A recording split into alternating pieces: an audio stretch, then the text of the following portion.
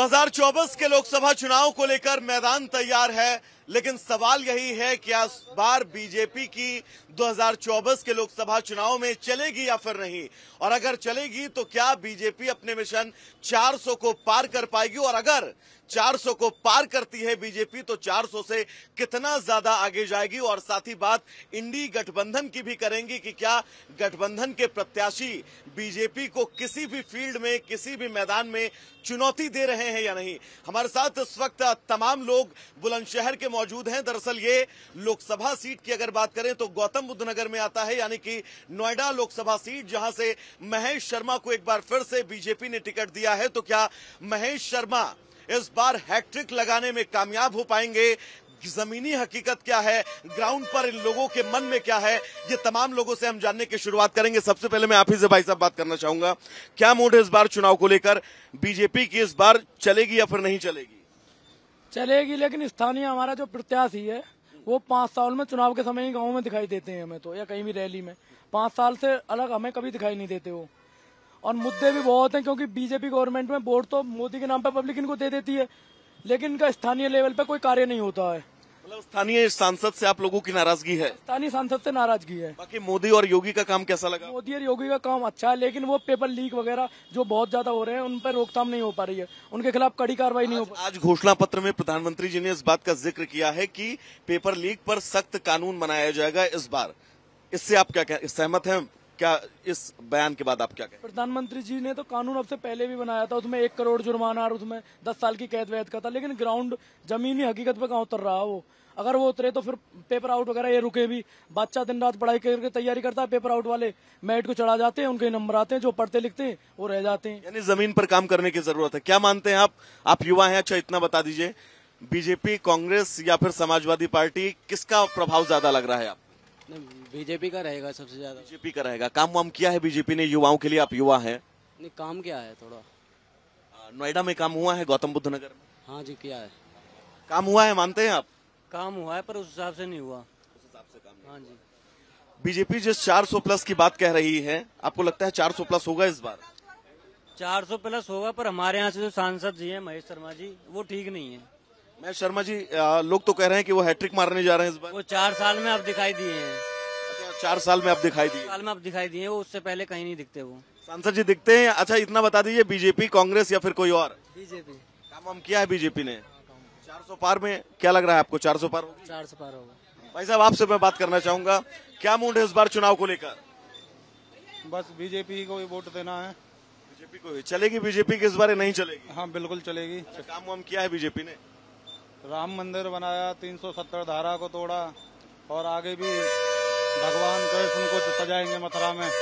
एक सवाल मैं आपसे पश्चिम यूपी से जुड़ा करना चाहूंगा, आरएलडी का साथ इस बार बीजेपी को मिला है, ये बीजेपी के लिए कितना फायदेमंद होगा? प्लस पॉइंट है, बहुत ज्यादा फायदेमंद है।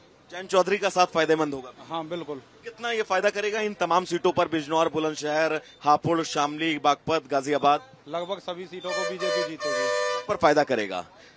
तो आपसे मैं बात करना चाहूंगा, क्या मुद्दे हैं इस बार आप लोगों के चुनाव में? मुद्दा तो बेरोजगारी भी है, महंगाई भी है, किसानों का भी मुद्दा है, एमएसपी वाला जो है। लेकिन ये है कि हाँ, आपकी बार ऐसा नहीं है, जो 400 पार का नारा तो चल रहा है, लेकिन 400 पार ऐसा आसान नहीं है होना कि 400 पार बहुत मुश्किल है।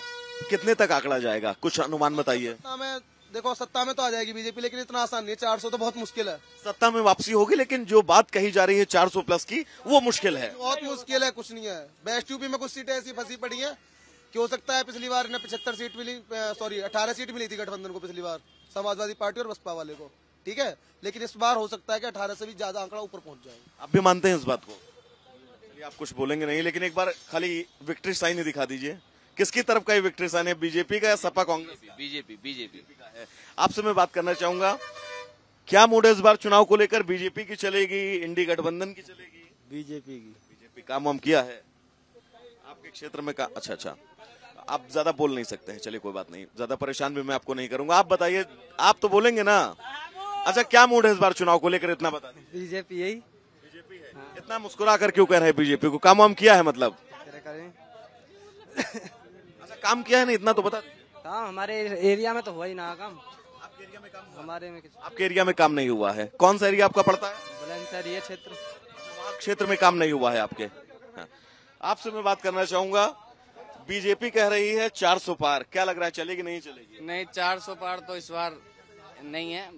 रोष है जनता में, क्योंकि हमारे बीजेपी ने जो टिकट इस बार बांटे हैं, जो दिए हैं, वो पुराने ही चेहरे उतार दिए हैं। अब पुराने चेहरों के खिलाफ हमारे क्षेत्र में थोड़ा रोष भी है, क्योंकि हमारे सांसद जो हैं वो चुनावी माहौल में ही हमें दिखते हैं अपने क्षेत्र में, वरना हमारे क्षेत्र में वो हमें कभी दिखते नहीं है। मैं झूठ कहने लगूं। मतलब प्रत्याशी के चेहरे को लेकर एंटी इनकम्बेंसी है। हाँ, बस यही सबसे बड़ा मुद्दा। और सबसे बड़ा मुद्दा किसानों का और अग्निवीर, जो जिसमें बहुत ज्यादा नाराजगी है लोगों के खिलाफ। अग्निवीर को लेकर नाराजगी है। तत्काल प्रभाव से खत्म करी जाए ये स्कीम जो है। देखो, देश का युवा वहाँ जाता है सेना में अपने कार्यकाल को लेकर, उस चीज के लिए उनका जो टीनेजर 5 साल का कर रखा है उन्होंने, तो उस चीज में अभी थोड़ा वो है कि अग्निवीर को रद्द कर देना चाहिए। युवाओं के जो माहौल है हमारे क्षेत्र में, क्योंकि यहाँ से बुलंदशहर डिस्ट्रिक्ट से ज्यादातर फौजी हैं, बहुत ज्यादा सेना में बहुत ज्यादा है हमारे में जी के प्रति समर्पित होने का जज्बा इस क्षेत्र में ज्यादा मैंने देखा भी है।